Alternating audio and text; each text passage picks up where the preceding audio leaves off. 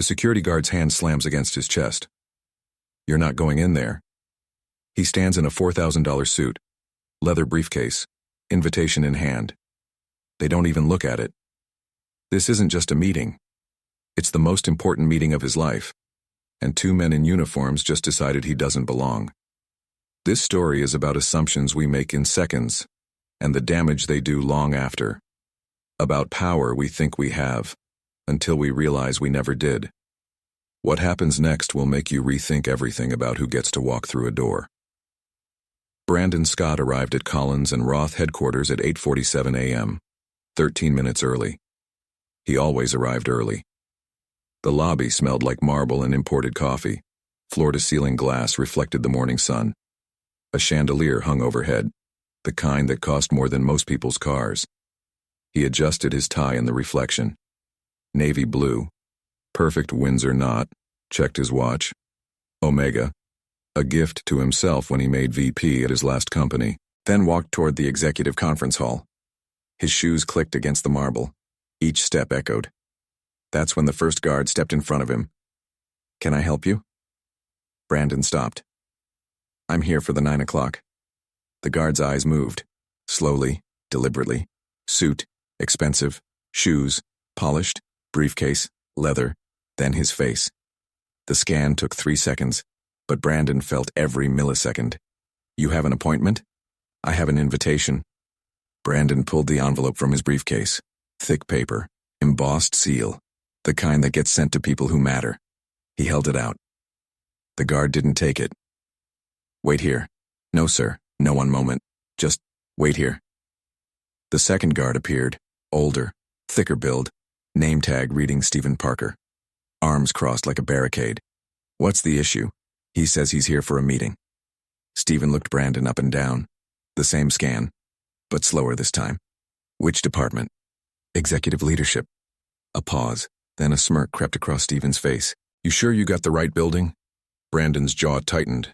He felt the heat rising in his chest but kept his voice level. I'm sure. Let me see some ID. Brandon handed over his driver's license. Stephen held it up to the light, turned it, examined it like a counterfeit bill. This doesn't say you work here, I don't.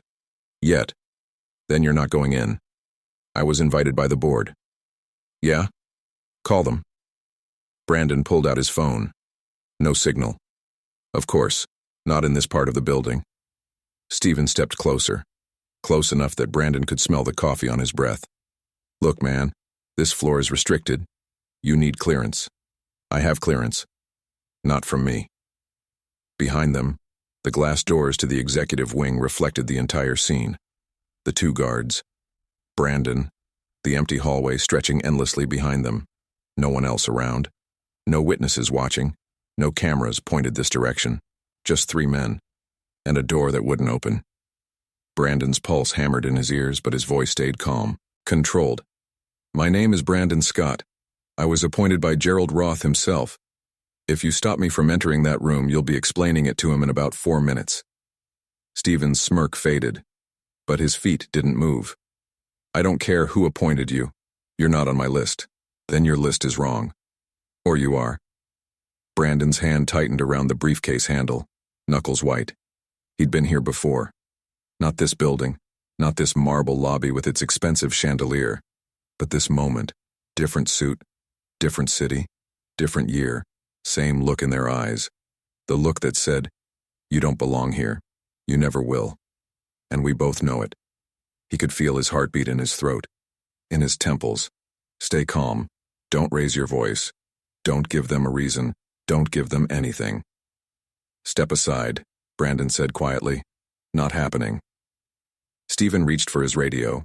The sound of the click felt louder than it should have. Yeah, we got someone on executive level 9 trying to access the boardroom, no clearance, refusing to leave. Static crackled through the hallway. Then a woman's voice. Did you check the list? He's not on it. Name? Stephen looked directly at Brandon. Scott. Brandon Scott. The pause that followed stretched like a held breath. 1 second. 2. 3. Then, hold him there. Stephen clipped the radio back. You heard her. Brandon's stomach dropped. Not because he was being held, but because of how fast it happened. How easy. How little it took to turn him from an executive into a problem that needed containing. The elevator chimed. Footsteps fast, urgent. Heels clicking against marble. A woman in a gray blazer came around the corner, tablet clutched against her chest. Face drained of color. Sandra Collins, Chief Operating Officer. She stopped when she saw them. Her eyes went to the guards first, then to Brandon, then back to the guards, her mouth opened. Oh my God. Stephen straightened. Ma'am, we were just, get away from him. The hallway went silent. Not quiet. Silent. Ma'am? I said get away from him. Right now. The guard stepped back. Slowly. Uncertain. Sandra walked up to Brandon, and her voice was shaking. Mr. Scott, I am so sorry. There was a miscommunication with security. This should never have happened. Never. It's fine. It's not fine. Her hands were trembling against the tablet. She turned to the guards, and when she spoke again, her voice had gone ice cold. Do you know who this is? Stephen's face went blank. He said his name was Brandon Scott, appointed by the board of directors 3 weeks ago, verified by our legal team, cleared by Gerald Roth personally. She took a breath. He's the new president of operations. The air left the hallway. The younger guard's face went gray. His mouth opened, but nothing came out. Stephen just stared, eyes wide, shoulders stiff. Sandra's voice dropped to something sharp and final. He's your boss. Brandon didn't say a word. He didn't move.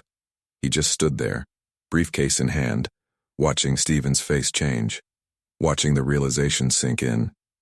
Stephen's mouth opened, closed, opened again. Nothing. Sandra stepped between them. Go to HR right now, both of you. Ma'am, we were just doing our job. You stopped a board-appointed executive from entering his own meeting because you decided, based on nothing but what you saw, that he didn't belong here. The younger guard's voice cracked. We didn't know. You didn't ask. Sandra's finger pointed toward the elevator. Go. Now.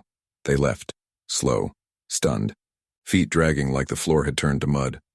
The hallway went quiet again. Sandra turned back to Brandon. Her voice was softer now. Almost breaking. I don't even know what to say. Don't. They had no right. Sandra. She stopped. Brandon adjusted his briefcase. His hands had finally stopped shaking. Is the board waiting? Yes, but we can reschedule. After what just happened. Then let's not keep them. He walked past her. Calm, steady, controlled, like nothing had happened. But when he reached for the door handle, his hand trembled. Just once. Then it steadied. The conference room was full. 14 executives, polished shoes, tailored suits, expensive watches. At the head of the table sat Gerald Roth, silver hair perfectly combed, sharp eyes that missed nothing. He stood when Brandon entered. Brandon. Good to see you. Handshake. Firm. Confident. Sorry for the delay, Brandon said. No delay. You're right on time. Sandra slipped in behind him and closed the door softly. Gerald gestured to the chair beside him. The seat of power. Please. Brandon sat. No one asked why he was late. No one mentioned the hallway. No one looked at him differently. The meeting began. Gerald opened with quarterly projections.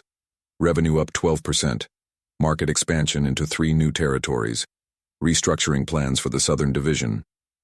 Brandon listened, took notes, asked 2 sharp questions that made the CFO pause and reconsider his numbers. When it was his turn to speak, he stood, presented his 90-day plan. Clear, confident, detailed, new vendor negotiations, supply chain optimization, a leadership development program that would save the company $2.3 million annually. The room nodded, murmured approval. Exactly what they hired him to be. But under the table, where no one could see, his fists stayed clenched.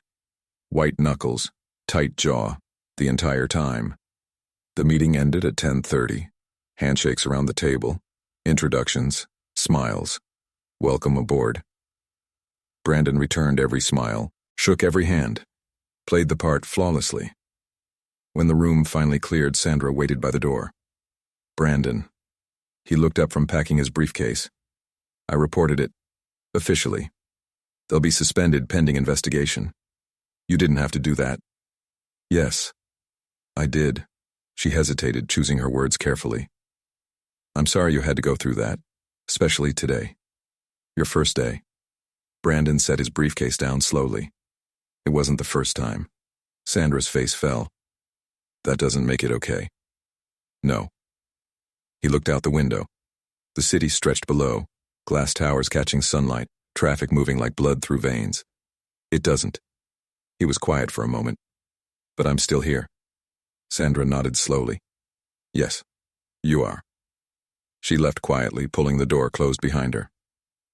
Brandon stood there alone in the empty conference room.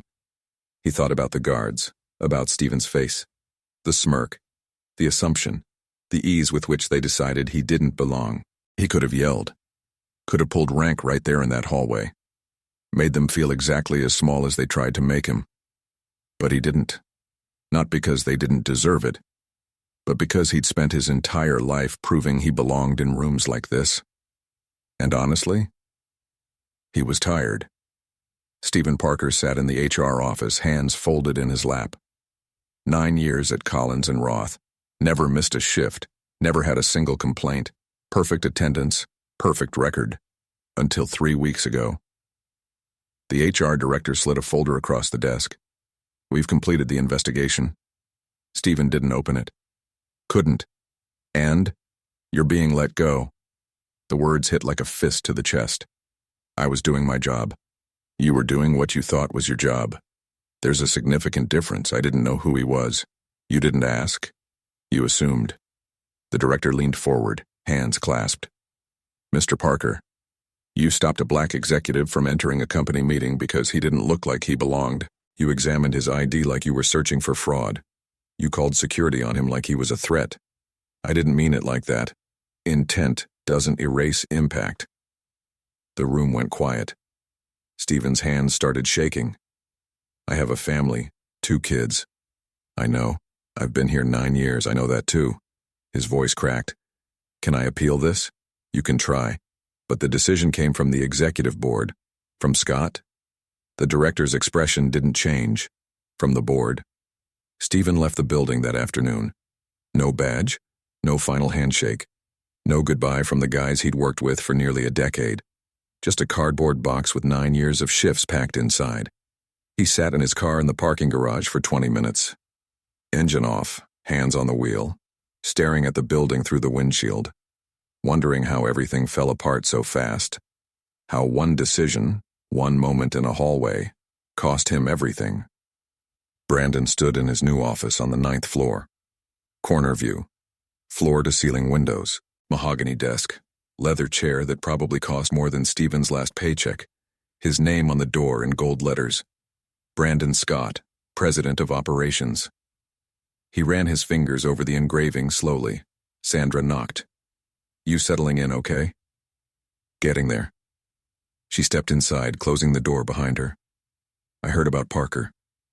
Brandon nodded but didn't turn around. Did you want that? He was quiet. Then, no. Then why didn't you stop it? Brandon finally turned to face her. Because it wasn't about what I wanted. It was about what happens when you force people to prove they belong, instead of just letting them in. Sandra absorbed that silently. Brandon looked back out the window at the city below. He'll find another job. He'll move on. Maybe land somewhere better. You really believe that? I hope that. He paused. But more than that, I hope he remembers. Remembers what? That the person you stopped today might be the person you answer to tomorrow. Brandon never saw Stephen again, but 2 months later, late on a Friday evening, an email appeared in his inbox. No subject line, no formal greeting, just 2 sentences. I'm sorry. I should have asked. Brandon stared at those words for a long time, read them twice, 3 times. Then he closed the laptop, sat back in his chair. Some apologies don't fix what's broken. They don't undo the humiliation, the anger, the exhaustion of always having to prove yourself. But they still matter, because they mean someone finally saw what they couldn't see before. And maybe, just maybe, they won't make someone else prove it next time. Stories like this don't end with revenge. They end with reality, with the quiet weight of choices we can't take back, with the realization that respect isn't something you give when you find out who someone is. It's something you give because they're human, because they walked through a door, because they showed up. If stories like this matter to you, you can subscribe for more, not for the drama, but for the reminder that how we treat people when we think no one's watching, well, is exactly who we are.